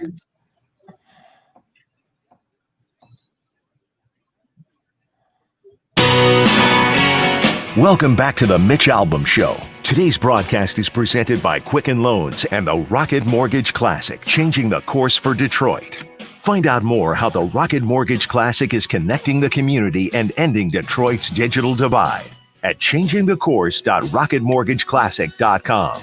Once again, in for Mitch, here's Kevin Dietz. We are celebrating the city of Detroit. We are celebrating the Detroit Golf Club. We are celebrating the Rocket Mortgage Classic. And here to help us celebrate is the man himself, Jason Langwell, Executive Director of Rocket Mortgage Classic. Thanks for being here. Hey, Kevin, how are you? Good to be with you. I'm doing great. Can you bring our listeners and viewers on Facebook Live up to date on what's been going on at the club today? Been watching a little bit on the Golf Channel. Very exciting. Tell us what the feeling is so far. Great buzz, great feeling, great energy out here today. Thanks to Bubba Watson and friends. Bubba was kind enough to come up with a great idea. He heard about when I saw him down at Colonial a couple weeks ago. We were talking about our Changing the Course initiative and how we're going to end the digital divide here in Detroit. He thought that was really neat, shared that with Harold, and that led us to him driving an idea to put together this match today against Wesley Bryan and Jason Day. It was just really special to have that happen. Great energy and buzz happening here in media and around the community and on our social channels. And when all got said and done, Bubba was victorious. We handed him a Changing the Course belt, and we raised over $1 million today as a result of those efforts. And just really, really, I get chills just talking about it. Just amazing effort on his part, and on behalf of the PGA Tour as well. I was watching some of that, and it looked like as if it was me out there playing with my buddies. They were really kind of getting into each other, talking in the backswing a little bit. They were. It was fun. I mean, I got a ton, other executive directors, friends in the business and the community were saying to them, and we're a little biased, but they said it was their favorite exhibition match. And there's been some really good ones, right? This was a little different though. It's pretty interactive, very casual, but I think everyone really enjoyed getting to see who these guys really are as people and how they roll. And it was fun. It was spirited, which made it fun. Yeah. You say, we raised $1 million, like $1 million. I mean, talk about how far $1 million goes in this community. It goes for a long ways. I mean, to do what Jay Farner and Laura Grauman and the team at Rocket Mortgage and the community are looking to do to end this digital divide, we're going to do our part as a tournament. Our focus is a tournament to contribute to that. But it's and $1 million is a huge start to that just here on Wednesday, right? We're going to have people are going to be able to text area 313-243-725 throughout the weekend. We've got the area 313 challenge going. Right. That's going to be able, players go 313, eagle, ace, birdie over the course of 4 days. That's $313,000. Rocket Mortgage is going to be matching $5,000 for every 3 and $25,000 for every 1 inside of area 313. That's probably going to, if they play the same as last year, that'll put over $200,000 additional into it. Delta Dental's come behind with $50,000 in that. So that's $1 million is an unbelievable start, but it's just getting started, and we're going to need a lot more to get this done. This is a big issue. It's going to take a lot of dollars, but we're happy to effort it out of the gate and get some momentum going behind it. Yeah, usually ticket sales will bring in the dollars, but there's not going to be the fans there this year. But really, people can get involved. I was talking to one of the people watching the Facebook, and they're like, "Oh my gosh, it's so great! It lifts your heart to see what people are doing." Mm-hmm. For other people, but really everyone can get involved. There's ways virtually to get involved, and all of us listening can be a part of this. We can all donate as little or as much as we want. That's right. By jumping in. That's right. It is to your point. I mean, today Rocket Mortgage announced today as a part of the match that they're matching any donations made today as a part of Bubba's event. So any listeners today that care to participate, those dollars will be matched by Rocket Mortgage. But even beyond this, throughout the week, they'll be $10, $100, whatever anyone's able to do and wants to do. We would appreciate. They also can visit shop.rocketmortgageclassic.com where we have our merchandise, and we have gear there they can receive. We sold out of our merchandise last year, so we've stocked up our online store, and that's been really popular. We've had some items I've got a really neat T-shirt that the Jalen Rose Leadership Academy students had designed that's on there. It's been the popular bestseller. So a lot of ways to get involved.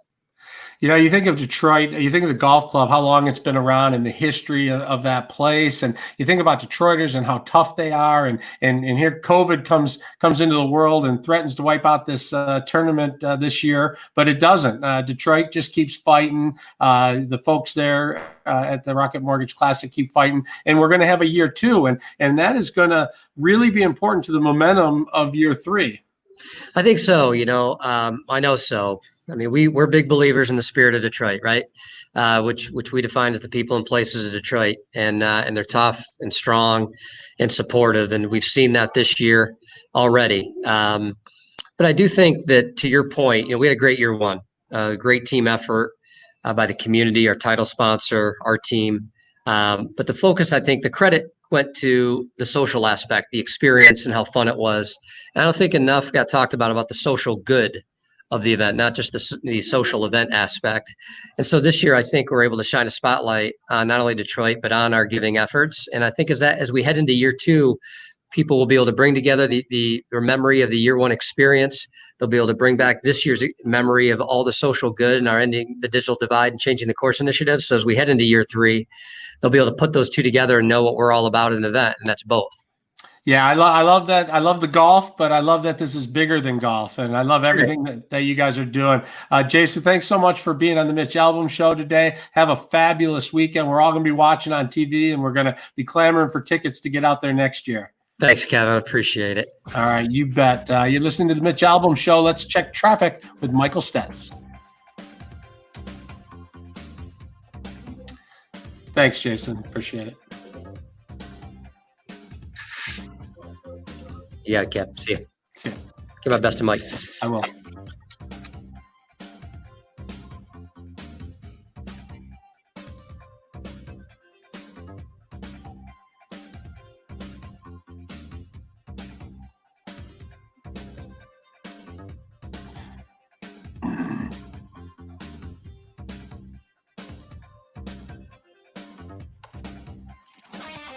High pressure in charge across Michigan and keeps all the rains at bay well to our southwest for the next 7 days or so. And here comes some heat for the holiday weekend. 88 this afternoon, 67 tonight, and 92 degrees tomorrow, even warmer Friday. I have 93. I'm meteorologist Scott Laurie, more on News Talk 760 WJR.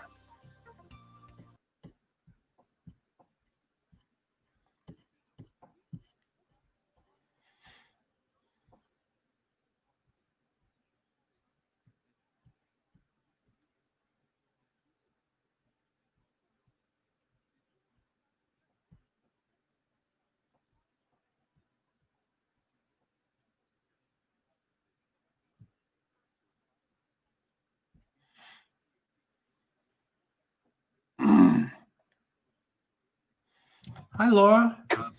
Hi, Kevin. How you doing? Good. How are you? Did you get your podcast work done? Yes, I've had that done for a minute now. Do you know what I'm just realizing right now?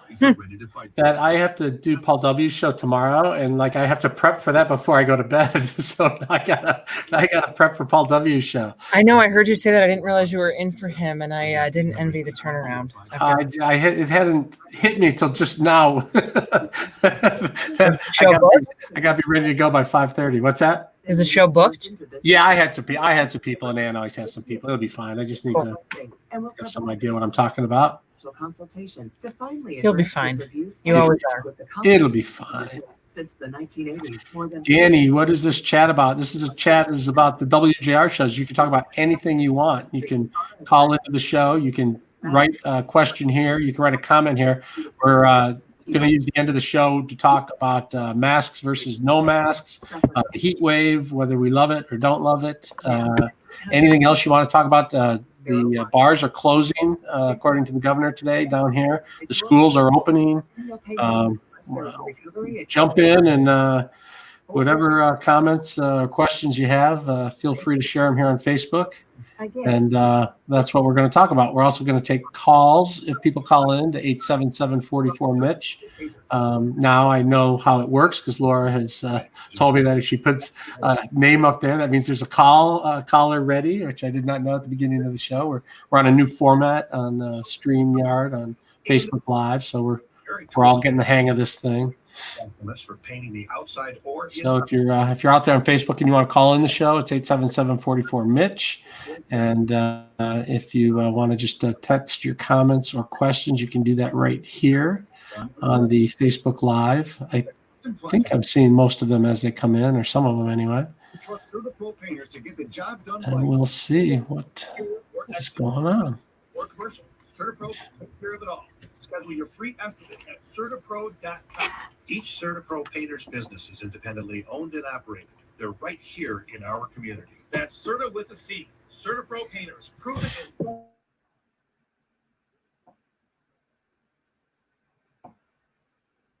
We're gonna be back in less than a minute. Okay, you're gonna come on here. Yeah, I'll be here. Eric is here. You'll know if we get calls, I'm sure. Eric hang around. We'll get through this last 8 minutes and We'll be golden. Golden. The best 8 minutes of radio history coming up here. That's a lot of pressure. I was joking. Well, you don't have to undermine yourself. Pressure. the crazy thing is, this never ends. Even when you die, your family's now going to be stuck with this burden. Stop the insanity today. Call.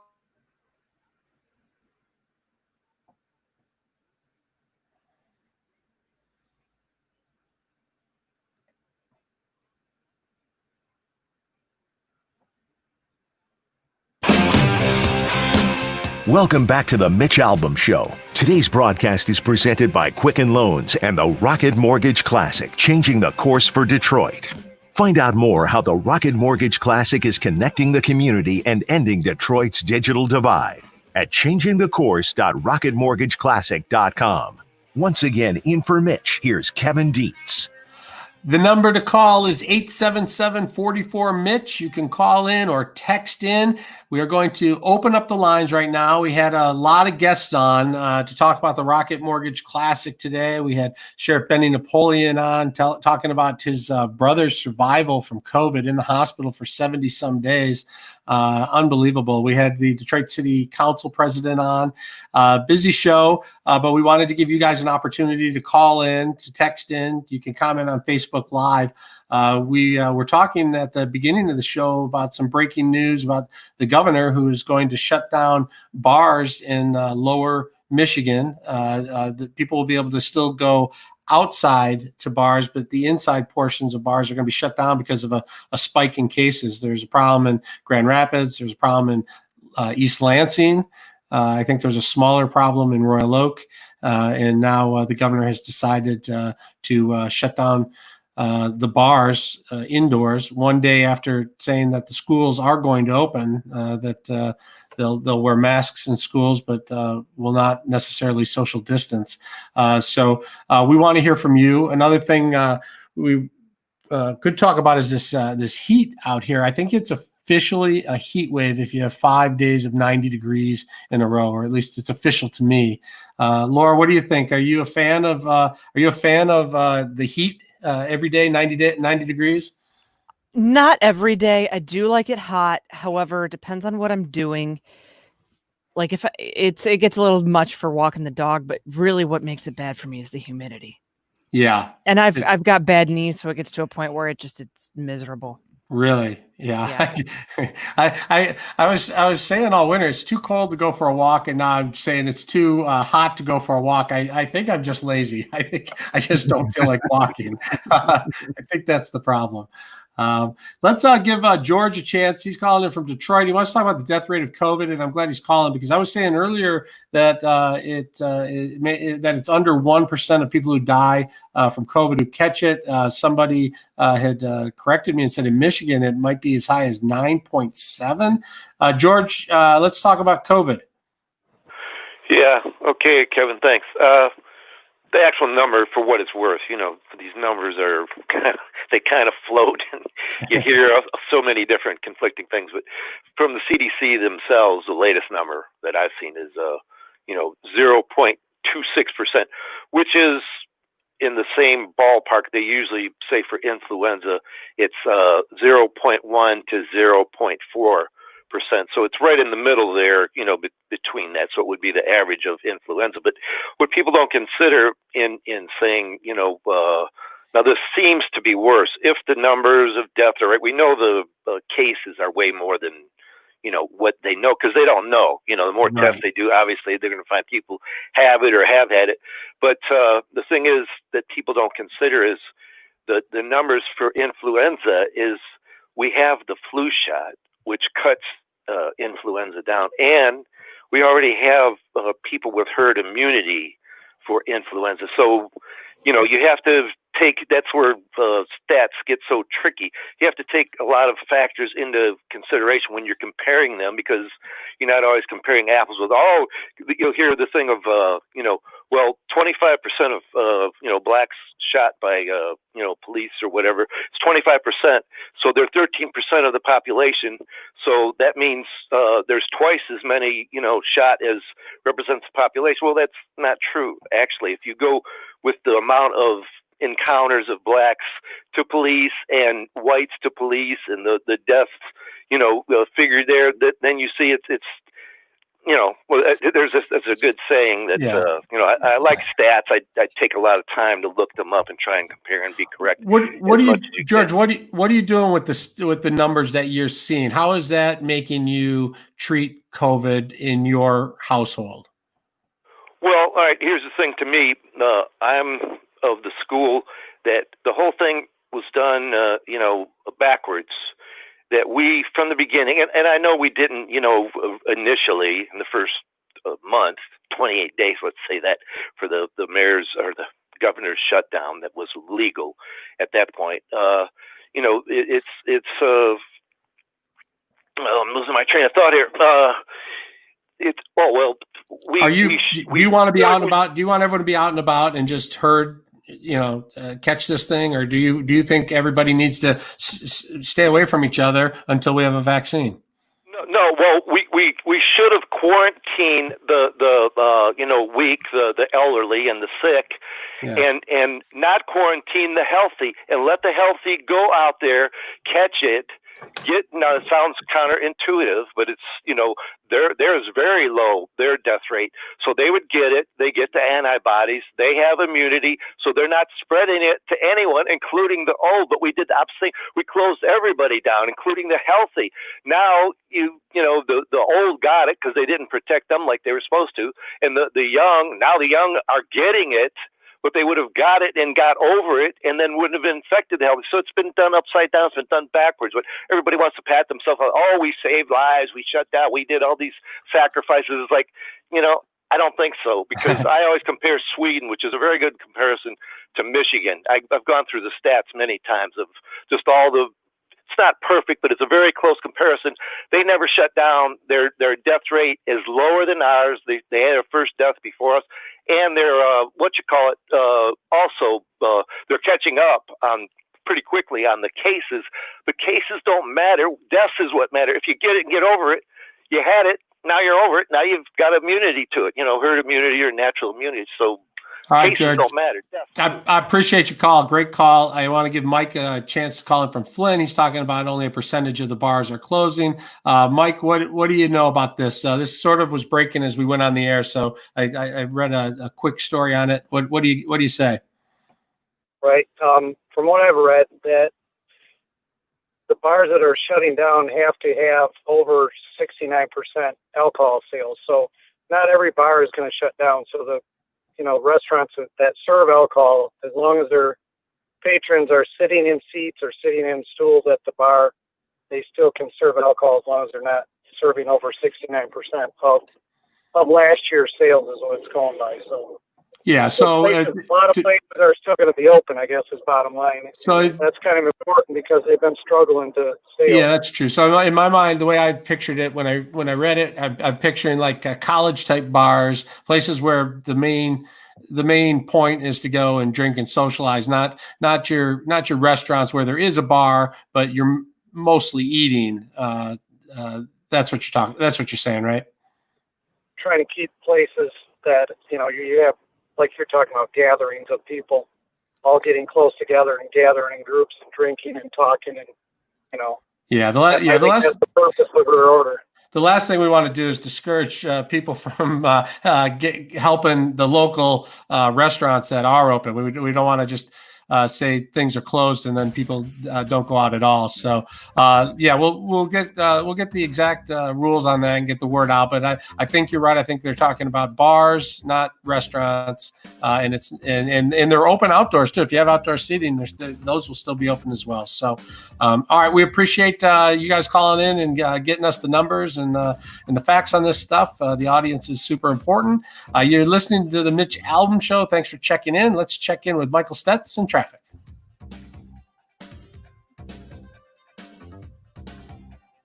Clear. The tax deadline is July 15th. Let the tax